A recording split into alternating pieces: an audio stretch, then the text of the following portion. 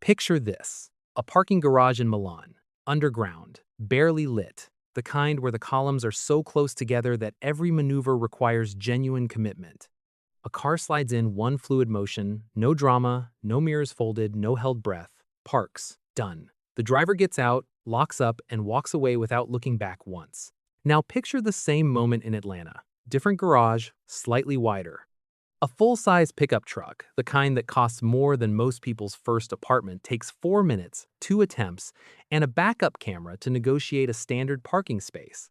The driver finally steps out, looks back at the truck, and for just a moment something passes across his face. Not quite frustration, something quieter than that. Something that looks almost like a question he has not fully formed yet. That moment is what this video is actually about. Not parking, not trucks, not Europeans. The question buried inside that moment is one most American drivers have never quite asked themselves directly. Did you choose your vehicle, or did something else choose it for you?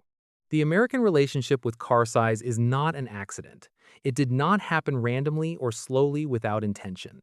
Over the course of several decades, the American automotive industry and the culture surrounding it built an equation so effective it eventually became invisible. Size equals safety, size equals freedom, size equals success. By the time that equation had fully settled into the culture, questioning it felt almost radical, like suggesting that a bigger house might not mean a happier family, or that a louder voice might not mean a stronger argument. The equation became the air. And you do not question air. The truck and SUV dominance in the American market is not just a purchasing trend. It is a psychological landscape that has been under construction for generations.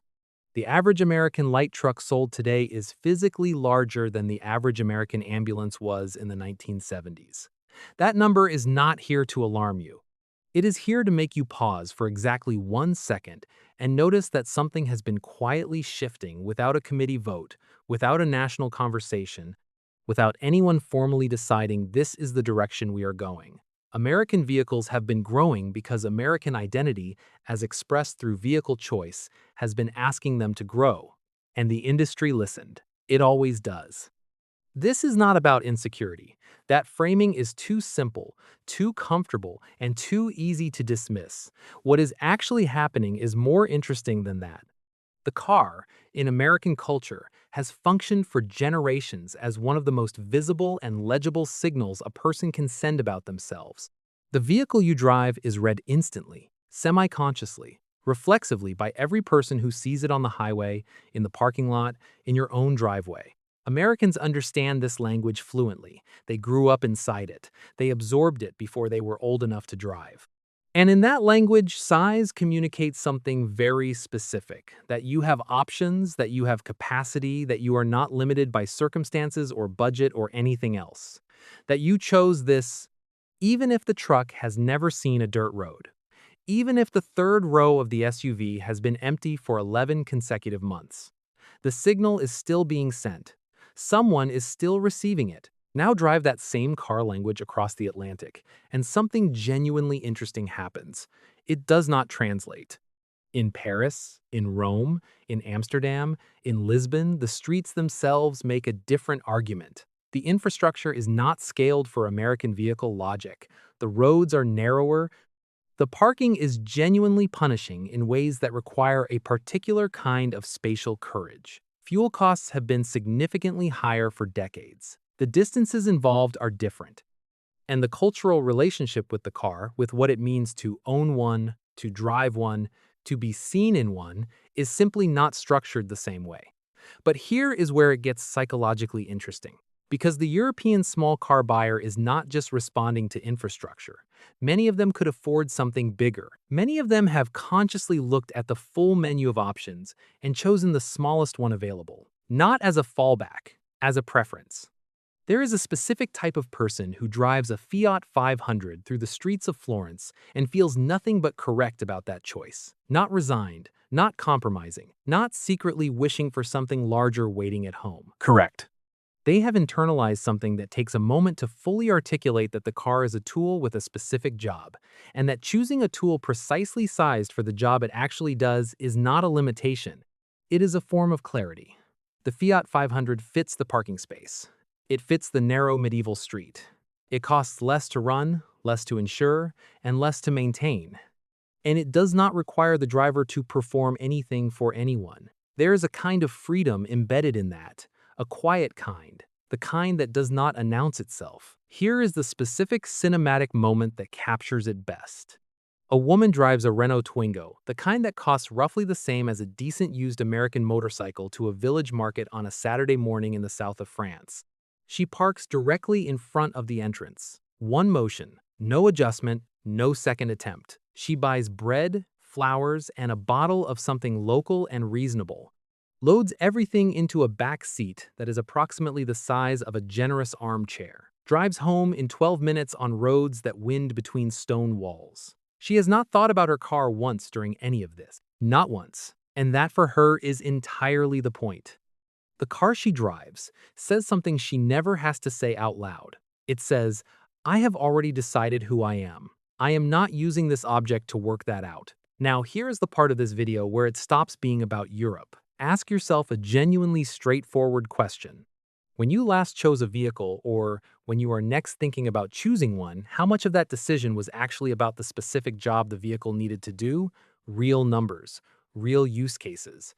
How many miles per week? Carrying what weight? Parking in what kind of space? Transporting how many actual human beings on a regular basis? And then, separately, how much of that decision was about something harder to name? Something to do with how you want to feel when you are behind the wheel.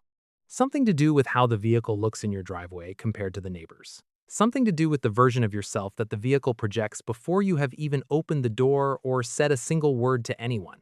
Most people, given enough silence and enough honesty, will admit that the answer is complicated, and that complication is not a character flaw.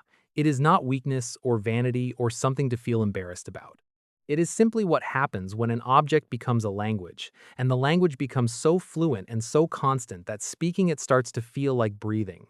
You do not notice you are doing it, it just feels like thinking. The psychology of choosing less is genuinely unusual in a culture built architecturally around more. Not morally superior, that framing helps no one and misses the point entirely, just unusual. The European small car buyer has arrived at a relationship with their vehicle where the ego has largely been extracted from the transaction. The car does not carry their identity. They carry their identity themselves, through other means, in other places. The vehicle gets them from one place to another. That is the full scope of what it is asked to do. Nothing more is requested of it. And when an object is no longer required to perform status on your behalf, the entire cost-benefit calculation changes shape. Every line on the spreadsheet looks different when none of the items include self-concept. The question stops being, "What does this say about me?" and becomes, "What does this actually do for me on a Tuesday morning?" That is a different question. It leads somewhere different. This is not a European virtue or a genetic predisposition.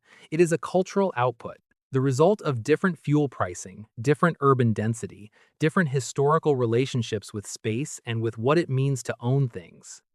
Americans who relocate to European cities for several years often describe something they did not expect. They stop caring about the car. Not because they are forced to let go of it, but because the new context simply stops asking them to care. The social language they grew up fluent in stops being the only one available. And in the space between those two languages, something becomes briefly visible that had not been visible before.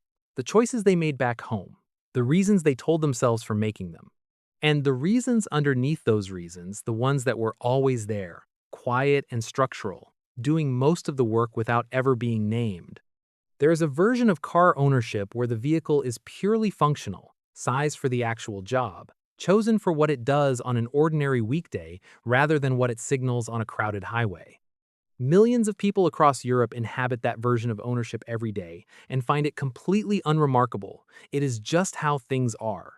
The question is not whether that version is better. That is not a useful question, and you already know it. The more interesting question is whether you have ever genuinely been offered that version, whether it was ever actually on the table in front of you as a real, neutral, equally weighted option, or whether it was simply never quite on the menu and the culture, very quietly, very effectively, had already ordered for you before you sat down.